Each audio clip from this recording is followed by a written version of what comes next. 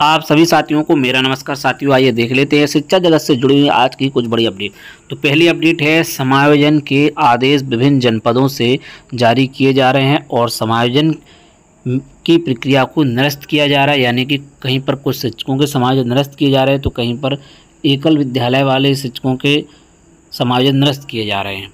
और ये ज़िले के अंदर समायोजन की प्रक्रिया की जो प्रोसेस पहले हुई थी, चाहे वो फर्स्ट टाइम हुई हो या सेकंड टाइम, दोनों की प्रक्रिया को निरस्त किया जा रहा है। वहीं जनपदों में इंचार्ज को प्रधान अध्यापक का वेतन जारी किया गया है। वहीं टेट को लेकर के बड़ी अपडेट है, अल्पसंख्यक स्कूलों को छूट देना गलत। जी हाँ, एक पुनर्विचार याचिका में इस बात को रखा गया है कि अल्पसंख्यक संस्थानों की स्कूलों को छूट क्यों दी गई है जबकि किसी को छूट नहीं दी गई है। यहाँ पर आप देखें, कार्यालय खंड शिक्षा अधिकारी वहाँ शाहजहाँपुर से एक आदेश जारी हुआ। यहाँ बताया गया कि जिला बेसिक शिक्षा अधिकारी महोदय शाहजहाँपुर के कार्यालय 26/9/25 के द्वारा ऐसे शिक्षक जिनके स्थान समायोजन के फलस्वरूप यदि विद्यालय एकल अध्यापक के शिक्षक विहीन हो गए हों तो ऐसे समस्त शिक्षकों तत्काल उनके मूल विद्यालय वापस लाने हेतु निश्चित किया गया है। विकासखंड पुवाया से स्थानांतरित पुवाया के अंतर्गत शिक्षक का विवरण जो दिया हुआ है, यहाँ पर विद्यालय का नाम है और दूसरी तरफ दूसरे विद्यालय का नाम है, यानी कि पूर्व विद्यालय का नाम और वर्तमान विद्यालय का नाम। उक्त क्रम में आप सभी को किया जाता है तत्काल स्थानांतरित विद्यालय से कार्यरत होकर अपने मूल विद्यालय में कार्यभार ग्रहण करते हुए सूचना अधोस्तरीय कार्यालय में उपलब्ध कराना सुनिश्चित करें। तो ये 14 शिक्षकों को यहाँ पर ट्रांसफ़र निरस्त कर दिए गए हैं शाहजहाँपुर में, और ये खंड शिक्षा अधिकारी उमाया ब्लॉक से ये अपडेट यहाँ पर आई हुई है। तो शाहजहाँ जनपद में भी जो है शिक्षकों के स्थानांतरण निरस्त कर दिए गए हैं। वहीं शामली जनपद से भी एक आदेश जारी हुआ है 3 तारीख का। यहाँ पर बताया गया है कि 12/8/25 द्वारा जनपद के समस्त खंड शिक्षा अधिकारियों को निर्देशित किया गया था, और यहाँ पर 8/8/25 का भी यहाँ पर दिया हुआ है कि कार्यभार और कार्यभार ग्रहण कराने की बात की गई थी। उक्त की पुष्टि रूप से संज्ञान में आया है कि उक्त प्रक्रिया में जनपद के कतिपय विद्यालय एकल एवं शिक्षक विहीन हो गए जिसके कारण विसंगति उत्पन्न हो रही है। अतः समस्त खंड शिक्षा अधिकारियों को निश्चित किया जाता है कि जिन शिक्षकों के स्थानांतरण समायोजन विद्यालय एकल अध्यापक के शिक्षक विहीन हो गए हैं उक्त शिक्षकों को तत्काल उनके मूल विद्यालय वापस लाने की कार्रवाई तत्काल पूर्ण कराना सुनिश्चित करें। साथ ही अब स्पष्ट करें उक्त विद्यालय के एकल अध्यापक के शिक्षक विहीन होने के प्रति उत्तरदायी कौन है। लता राठौर जिला विशिष्ट अधिकारी शामली की ओर से ये आदेश जारी किया गया। तो शामली जनपद में ये 3 तारीख का आदेश है। यहाँ पर भी समायोजन की प्रक्रिया को निरस्त किया जा रहा है, यानी कि अगर विद्यालय एकल और शिक्षक विहीन हो रहे हैं तब। वहीं ललितपुर जनपद से भी आदेश जारी हुआ है 4 तारीख का 4/10/25 का। यहाँ पर बताया गया है कि जो शिक्षकों के ट्रांसफ़र हुए थे 8/8/25 में जो निर्देश दिए गए, फिर 1/7/25 के द्वारा भी, और यहाँ पर बताया गया है कि ऐसे शिक्षक जिनको कार्य करने से विद्यालय एकल शिक्षा अथवा विहीन हो रहा हो कार्यमुक्त नहीं किया जाएगा। उक्त के क्रम में अधिकारी के संज्ञान में आया कि समायोजन के दोनों चरणों में शिक्षकों को कार्यमुक्त किए जाने से पूर्व भली भांति परीक्षण नहीं किया गया। शासन विभागीय आदेश को अवहेलना करते हुए शिक्षकों को विद्यालय विकास खंड से कार्यमुक्त कर दिया गया, जिससे कतिपय विद्यालयों में छात्र शिक्षा अनुपात प्रभावित हुआ है एवं जनपद के अनेक विद्यालय बंद एकल हो गए हैं। उक्त के क्रम में प्रथम और द्वितीय चरण में समायोजन उपरांत यदि आपके विकास खंड में कोई विद्यालय एकल शिक्षक अथवा शिक्षक विहीन हो चुका है तो इस संबंध में सूचना निर्धारित प्रारूप में विशेष विभाग द्वारा दिनांक 5/10/25 तक अधोस्तरीय कार्यालय को उपलब्ध कराना सुनिश्चित करें। प्रकरण माननीय उच्च न्यायालय से संबंधित है अतः किसी भी प्रकार की लापरवाही क्षम्य नहीं होगी। तो यहाँ पर ये डाटा मांगा गया है, विद्यालय का नाम जो समायोजन उपरांत एकल शिक्षक विहीन हो चुका है, समायोजन कारण विद्यालय की स्थिति बंद एकल अध्यापक का नाम, इस कारण स्थान के कारण विद्यालय एकल शिक्षक विहीन हुआ हो, अध्यापक का पद सहायक अध्यापक प्रधान अध्यापक, समायोजन उपरांत शिक्षा के नवीन विद्यालय का नाम और विकासखंड शहर। तो ये ललितपुर जनपद में भी इस टाइप का आदेश जारी किया गया है। यहाँ पर सूचना मांग ली गई है। अब आगे की अपडेट आपको इस संबंध में प्रोवाइड कराई जाएगी। वहीं जिले के 9 सहायक अध्यापकों को मिलेगा प्रधान अध्यापक का वेतन। 12 अंक की अपडेट है।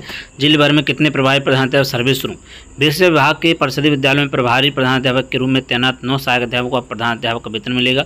इसी के साथ 12 अंकी प्रदेश का पहला जिला बन गया जहां सहायक अध्यापकों से प्रभारी काम लेने पर उनको पिछले 3 साल का प्रधान अध्यापक वाला बकाया वेतन जारी किया जा रहा है। जिले में सहायक अध्यापकों को प्रभारी प्रधान बनाने की परंपरा पुरानी है। अनुमानित तौर पर जिले में 150 से अधिक शिक्षक ऐसे हैं। पहले तक ये शिक्षक प्रभारी काम करने के बावजूद केवल सहायक अध्यापक वेतन ही पाते थे। अभी पूरे प्रदेश में ही व्यवस्था लागू थी। पूरे डलाई ब्लॉक के प्राथमिक विद्यालय देवराजपुर के प्रभारी प्रधानाध्यापक विनय कुमार समेत 9 शिक्षकों ने पिछले साल हाईकोर्ट का दरवाजा खटखटाया था। 12 सितंबर 24 को अदालत ने याचिकाकर्ताओं के वेतन मामले त्रिपुरारी दिव्य केस के अनुसार निर्णय लेने का आदेश दिया। इसके लिए प्रदेश सरकार को 6 हफ्ते का समय दिया। निर्धारित समय पर आदेश का पालन नहीं हुआ। इसके बाद 16 मार्च 25 को याचिकाकर्ताओं ने अवमानना याचिका दायर की। ऐसे में 12 अंकी में कोर्ट के आदेश पर तेजी से काम शुरू हुआ। जहाँ जिन 9 सहायक अध्यापकों को वेतन जारी किया उनमें सभी पूरे ढलाई ब्लॉक के नाम दिए हुए। मामले में BSc संदेश देव पांडे ने बताया, अदालत के आदेश के अनुसार 9 सहायक अध्यापकों को करीब 2 लाख रुपए बकाया वेतन जारी करने का आदेश दिया है। जिले भर के प्रभारी प्रधानों को पता लगाने के लिए सर्वे भी कराया जा रहा है। तो यहाँ पर 9 सहायक अध्यापकों को प्रधान अध्यापक का वेतन दिया जाएगा। वहीं टेट को लेकर के बड़ी अपडेट है। TET से छूट देना बच्चों के योग्य शिक्षकों से शिक्षा पाने के अधिकार का उल्लंघन। अल्पसंख्यक स्कूलों के लिए शीर्ष कोर्ट में हस्तक्षेप अर्जी दाखिल कर पक्ष रखने की मांगी इजाजत। सुप्रीम कोर्ट ने छूट का यह मामला विचार के लिए बड़ी पीठ को भेज दिया है। अल्पसंख्यक स्कूलों को RT शिक्षा का अधिकार कानून के दायरे से बाहर रखना, वहाँ के शिक्षकों को टेट शिक्षक पात्रता परीक्षा छूट देना बच्चों के योग्य शिक्षकों से शिक्षा के अधिकार का उल्लंघन है। ये बात अल्पसंख्यक स्कूलों के शिक्षकों को TET की अनिवार्य योग्यता से बाहर रखने के मामले में सुप्रीम कोर्ट में दाखिल एक हस्तक्षेप अर्जी में कही गई है। अर्जीकर्ता खेम सिंह भाटी ने इस मामले में पक्ष रखने की इजाजत मांगते हुए कहा कि टेट शिक्षा के अधिकार का अहम हिस्सा है। इसका उद्देश्य यह सुनिश्चित करता है कि बच्चों को योग्य व सक्षम शिक्षक पढ़ाएं, उन्हें अच्छी शिक्षा प्राप्त हो। इसलिए अल्पसंख्यक स्कूलों को TET की अनिवार्यता छूट देना बच्चों के साथ न्याय है। सुप्रीम कोर्ट ने कक्षा 1 से 8 तक पढ़ाने वाले शिक्षकों के लिए टेट अनिवार्य करने के गत 1 सितंबर के फैसले में अल्पसंख्यक स्कूलों को फिलहाल इससे छूट देते हुए इनका मामला विचार के लिए बड़ी पीठ को भेज दिया था। 2 न्यायाधीशों की पीठ ने अल्पसंख्यक स्कूल RT के दायरे में बाहर बताने वाले 5 न्यायाधीशों को Pramati educational and cultural trust मामले में पूर्व में दिए गए फैसले सवाल उठाते हुए मामला बड़ी पीठ को भेजा था। तमिलनाडु सहित कई राज्यों में मामले लंबित हैं। इसमें प्रधान न्यायाधीश की सुनवाई के लिए उचित पीठ गठित करनी है। इस मामले में भाटी ने हस्तक्षेप अर्जी दाखिल की है। अर्जी में कहा गया कि अल्पसंख्यक स्कूलों की RT के दायरे में बाहर रखने की प्रमति जजमेंट में कानून को सही व्यवस्था नहीं दी गई। RT कानून सभी बच्चों को गुणवत्तापूर्ण शिक्षा सुनिश्चित करने के उद्देश्य से लाया गया था, लेकिन प्रमति जजमेंट में अल्पसंख्यक स्कूलों को इसके दायरे से बाहर करने से ये उद्देश्य कमजोर होता है, क्योंकि इन स्कूलों में पढ़ने वाले बच्चों का योग्य शिक्षकों से शिक्षा पाने का अधिकार बाधित होता है। अल्पसंख्यक संस्थानों को अपने शिक्षण संस्थानों के प्रबंधन और प्रशासन के संविधान के अनुच्छेद 30 फर्स्ट में मिले अधिकार और प्रत्येक बच्चों का अनुच्छेद 21 में मिले मुफ्त व अनिवार्य शिक्षा अधिकार के बीच एक संतुलित व्याख्या होनी चाहिए। ये ऐसी होनी चाहिए कि 2 में से किसी एक का भी अधिकार पूर्ण रूप से समाप्त ना हो। तो अब यहाँ पर अल्पसंख्यक स्कूलों को जो छूट दी गई है उसके खिलाफ मामला कोर्ट पहुँचा है।